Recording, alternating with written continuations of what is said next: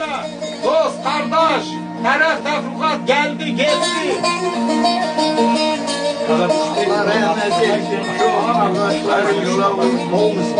Yasını versin Allah. Allah'larına da can sağlık versin.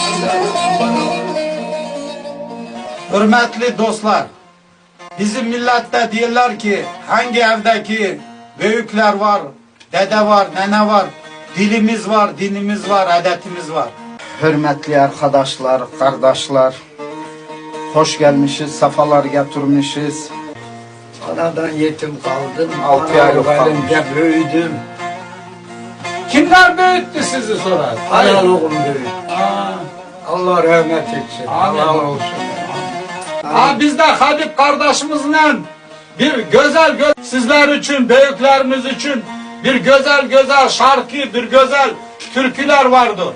Habib kardeşimizle bir konuşmak istiyor sizler için. Buyursun anasına babasına rahmet.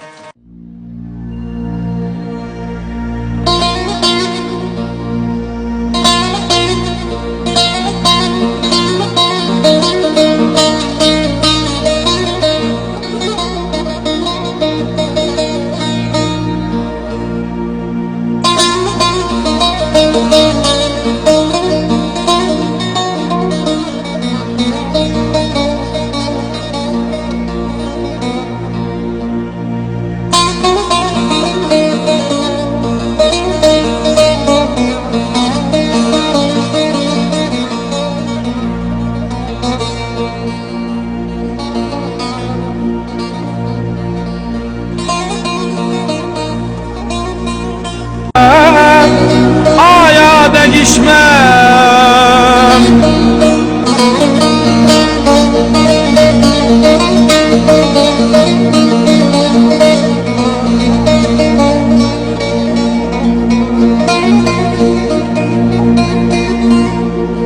Ah aman, ah aman, aman, aman, aman, aman, aman, aman, aman, aman, aman, aman, ah aman,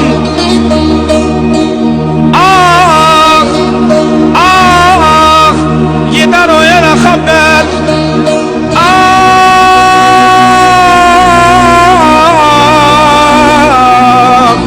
gider o yere haber, yarıda yanar bir zaman. Ah aman aman aman aman aman aman.